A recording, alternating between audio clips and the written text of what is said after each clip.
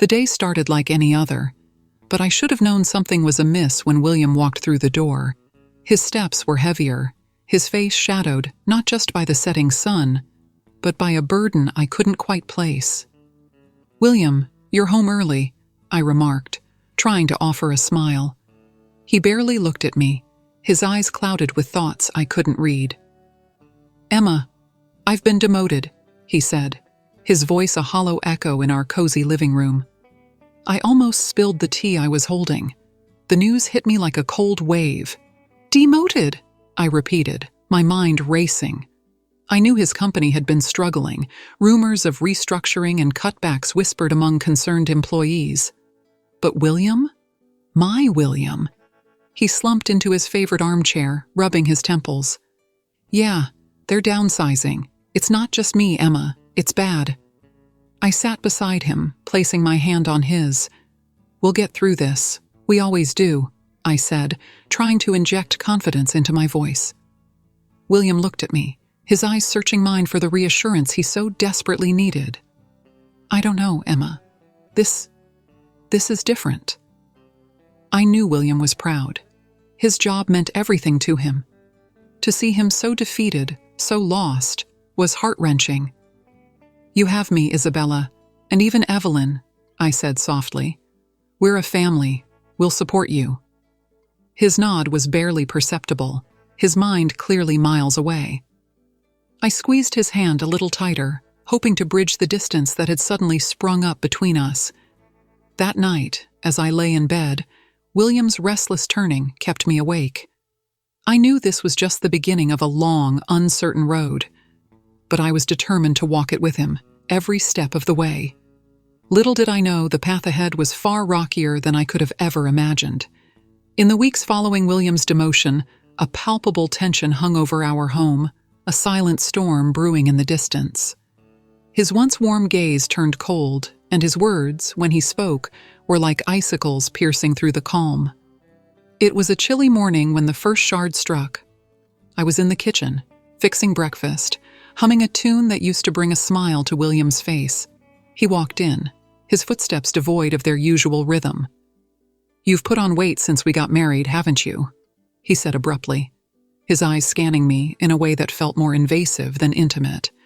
I froze, the spatula in my hand trembling slightly. "Huh? William, what?" He cut me off, his voice sharp.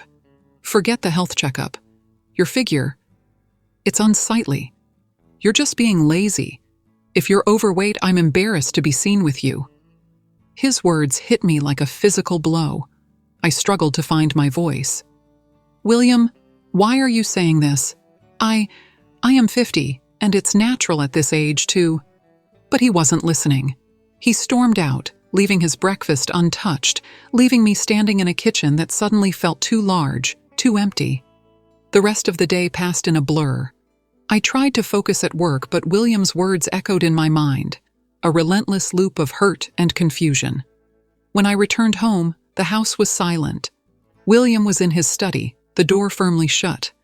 That night, as I lay in bed staring at the ceiling, I couldn't help but wonder if this was really about my weight or something deeper, something broken in William that I couldn't fix. "Is everything all right, Mom?" Isabella's voice broke my reverie one evening. She looked at me with concern, her young eyes reflecting an understanding beyond her years. "I'm fine, honey," I lied, offering her a smile that didn't quite reach my eyes. "Just tired." She nodded, not entirely convinced, and hugged me. "I love you, Mom. Just remember that, okay?" I hugged her back, grateful for her presence, a beacon of light in the growing darkness that was engulfing our home. But deep down, I knew that something had to change. I couldn't let William's words define me, couldn't let his pain become my own. The question was, how? How do you save someone who doesn't want to be saved? And at what cost to your own spirit? The coldness in William's eyes had become a permanent fixture in our home, like a thick fog that refused to lift. His words, once filled with love and warmth, were now sparse and icy. The man I had married seemed to be retreating further and further away, leaving behind a stranger in his place. It was a Saturday morning, a day I usually looked forward to, a break from the monotony of work. But lately, even weekends felt heavy, laden with an unspoken dread. I was in the living room, dusting off the shelves, when William passed by. He paused, glanced at me, and then, as if he couldn't help himself, he said, "You've really let yourself go, haven't you?" I stopped dusting, the cloth clenched in my hand. "William, why do you keep saying these things?" I asked, my voice barely a whisper. He shrugged, a cold, dismissive gesture. "Just stating the obvious. Maybe if you took better care of yourself, I wouldn't have to say it." I felt a surge of frustration, mixed with a deep, aching sadness. "Is this really about me, William? Or is there something else bothering you?" He didn't answer, just walked away, leaving me standing there, alone with my questions, my doubts. The days turned into weeks, and William's silence grew louder, more oppressive. He barely acknowledged me, his interactions limited to curt nods or indifferent shrugs. We were like two strangers living under the same roof, sharing nothing but space. One evening, as I set the dinner table, I decided to break the silence. "William, can we talk?" I asked, my heart pounding in my chest. He sat down, not looking at me, his attention on his phone. "About what?" "About us. About what's happening between us," I said, trying to keep my voice steady. He sighed, a sound of irritation more than anything. "There's nothing to talk about, Emma. Just leave it." I felt a lump in my throat, a mix of anger and helplessness. "We can't just leave it, William. We're married. We're supposed to communicate, to support each other." He finally looked at me, his gaze cold and distant. "I don't have anything to say to you. Just leave me alone, Emma." I stood there, the weight of his words crushing me. It was as if he had built a wall around himself, a wall I couldn't penetrate, no matter how hard I tried. I realized then that the man I had married, the man I had loved, was slipping away from me, and I was left wondering if there was any way to bring him back, or if it was time to let go. As the chasm between William and me widened, I found solace in my relationship with our daughter, Isabella. She was perceptive, her youthful ease often seeing more than I wished she would. One evening, as we were washing dishes together, Isabella broke the silence that had become our constant companion.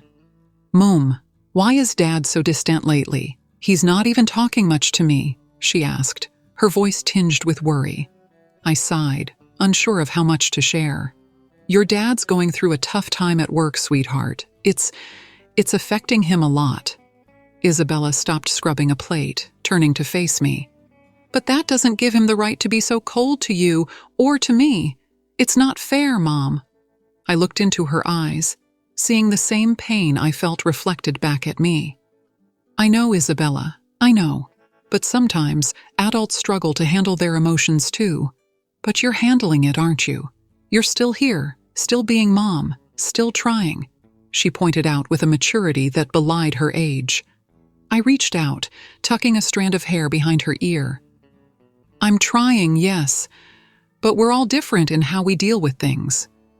Isabella turned back to the sink, her shoulders slumped slightly. "I just wish he'd talk, you know? Talk to us, not just shut us out." Her words echoed in my mind long after we had finished the dishes. It wasn't just me suffering under William's silence and coldness. Isabella was too. A few days later, Isabella approached me again, this time with more determination in her eyes. "Mom, have you thought about, talking to someone, like a counselor?" I was taken aback. The thought had crossed my mind, but hearing it from Isabella made it more real. I have considered it, yes. Do you think I should?" She nodded vigorously. "Yes, I do. Maybe they can help.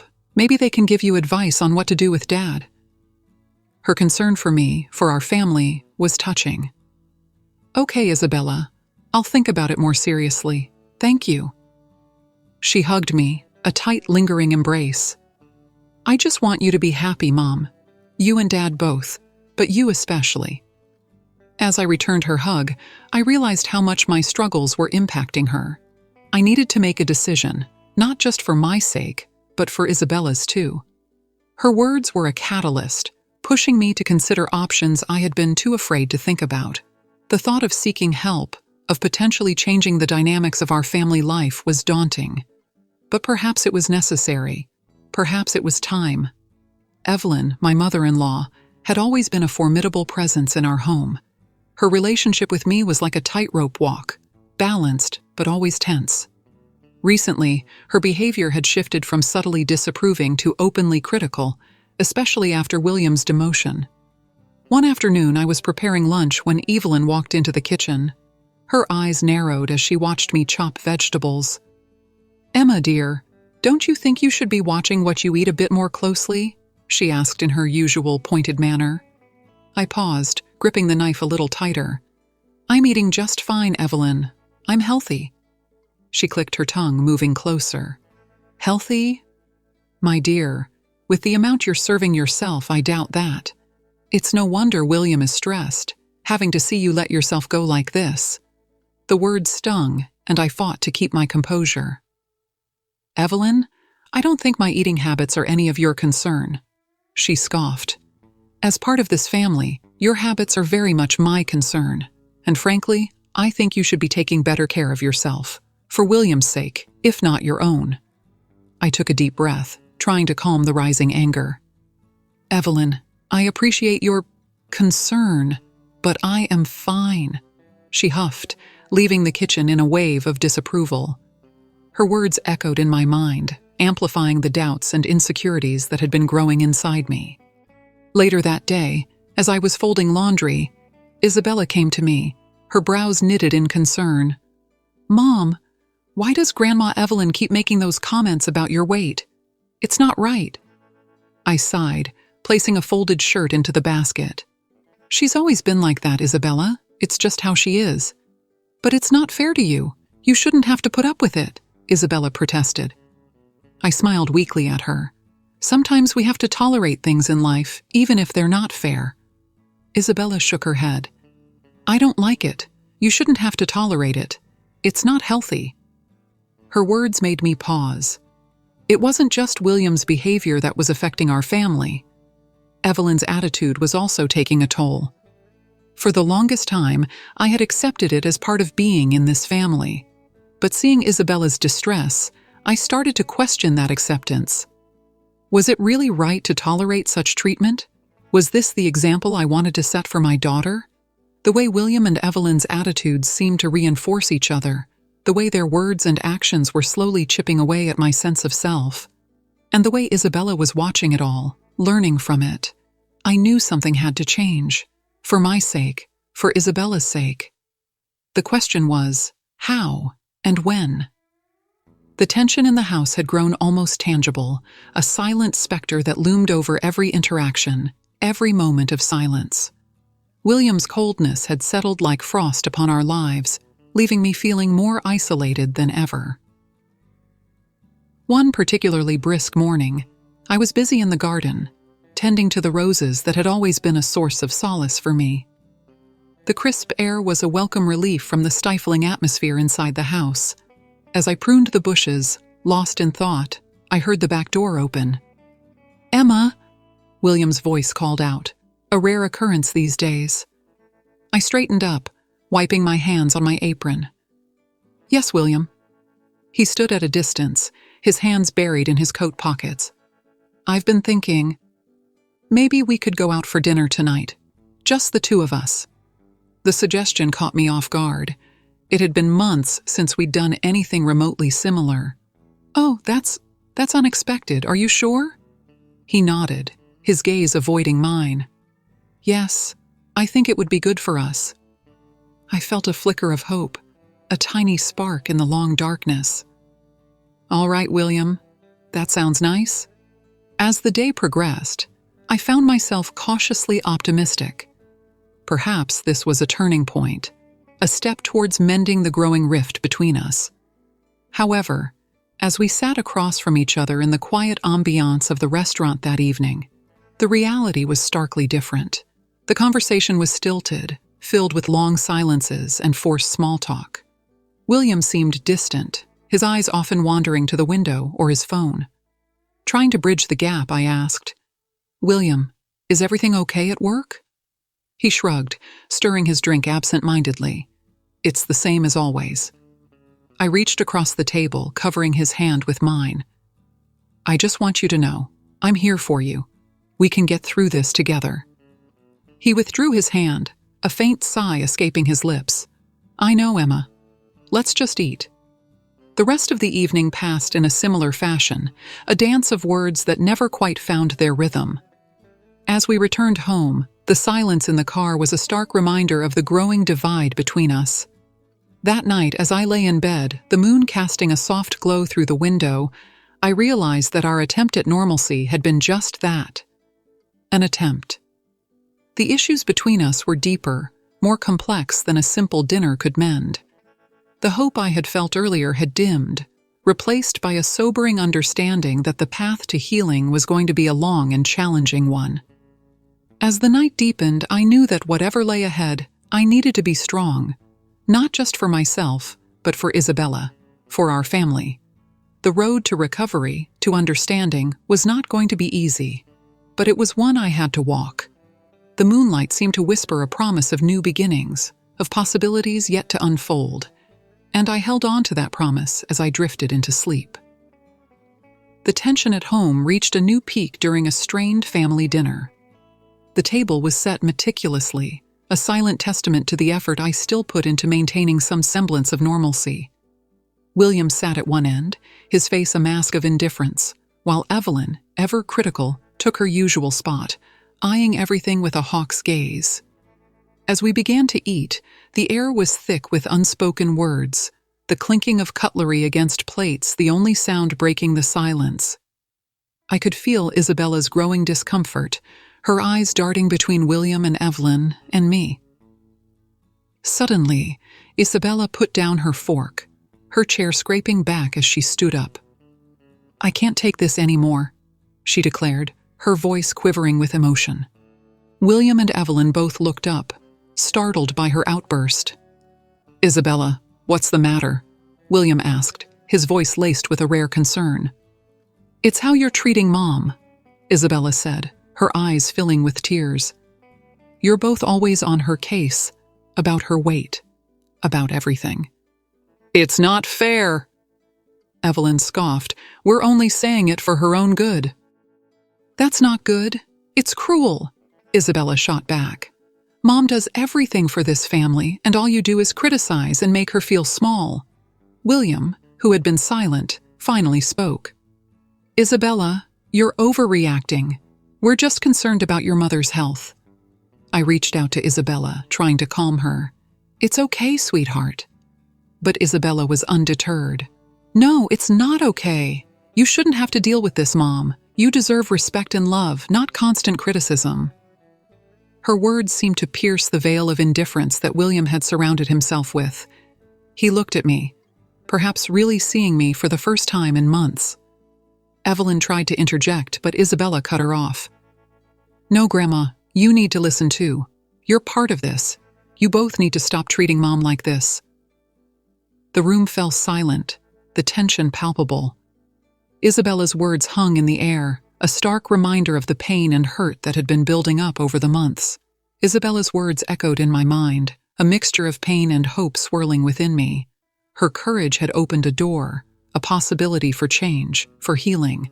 As I drifted off to sleep, lulled by the soft hum of the house, I felt a flicker of hope that maybe, just maybe, we could start mending the fractured pieces of our family. In the quiet aftermath of Isabella's confrontation, a sense of uneasy calm had settled over our home. Her words had echoed through the walls, stirring a deep realization within me. As I sat in the dim light of the early morning, the house still asleep, I knew the time had come to make a decision, one that I had been avoiding for too long. The decision to leave William was not an easy one. It was a path paved with years of memories, both joyful and painful. Yet, the recent events, the hurtful words, and the cold silences had made it clear that something had fundamentally shifted in our relationship. Isabella's brave stand had given me the strength to face this truth. With a heavy heart, I began to plan my exit. I thought about our years together, the love that once seemed unbreakable, and how it had slowly crumbled under the weight of unspoken grievances and unmet expectations. It was a painful reflection, but necessary for me to move forward. Later that day, while William was at work and Isabella at school, I started organizing my belongings, sorting through the tangible remnants of our life together. Each item I packed away was like closing a chapter, a mix of sorrow and liberation. Isabella returned home that evening, and I knew it was time to talk to her. I called her into the living room where I sat amidst half-filled boxes. "Mom, what's all this?" she asked, her eyes widening in surprise. I took a deep breath, my heart heavy. "I've decided to leave your father, Isabella." Her eyes searched mine, filled with concern. "Are you sure, Mom? Is there no other way?" I nodded, a lump forming in my throat. "I've thought about it a lot. It's not just about what's been happening recently. It's about respect, about feeling valued and loved. I don't feel that way anymore." Isabella moved closer, taking my hand in hers. "I understand, Mom. I just want you to be happy. And if this is what you need to do, I'll support you." Her words were a balm to my aching heart. "Thank you, sweetheart. Your support means everything to me." That night, a sense of peace began to settle over me. It was the peace that comes from knowing you've made the right choice, however difficult it may be. I thought about the future, uncertain and daunting, but also filled with the promise of new beginnings, of a life where I could find happiness and fulfillment on my own terms. And with that thought, I drifted into a restful sleep, ready to face the challenges of the days ahead. The day had arrived with a somber tone, the morning light filtering through the curtains, casting long shadows across the room. I sat at the kitchen table, the divorce papers neatly arranged in front of me. My hands trembled slightly as I thought about the confrontation that lay ahead. Isabella's words of support echoed in my mind, giving me the courage I needed. I heard the front door open and close. William was home. My heart raced as I heard his footsteps approach the kitchen. He appeared in the doorway, a look of surprise crossing his face as he saw me sitting with the papers. "Emma, what's all this?" he asked, his voice tinged with confusion. I took a deep breath, steadying myself. "William, we need to talk. I have something important to discuss with you." He sat down across from me, his expression turning serious. "What's going on, Emma?" I met his gaze, my voice firm, yet tinged with sadness. "I've decided that it's best for both of us if we go our separate ways. I'm filing for divorce." William's face paled, his eyes widening in shock. "Divorce? Emma? Why? I thought we were trying to work things out." I shook my head, the decision weighing heavily on my heart. "We've grown apart, William. The way things have been between us. I can't live like this anymore. I need to find my own happiness." He leaned forward, a plea in his eyes. "Emma, please, isn't there anything I can do to change your mind?" I felt a pang of sorrow for the love we once shared. "It's too late, William. I need to do this, for my own well-being, for my peace of mind." The room fell silent, the air heavy with unspoken emotions. William looked down at the papers, his shoulders slumping in defeat. "I never wanted it to come to this, Emma. I'm sorry." I reached across the table, touching his hand briefly. "I'm sorry too, William. I'll always care for you, but it's time for me to move on." He nodded slowly, a mixture of understanding and regret in his eyes. "I hope you find the happiness you're looking for, Emma."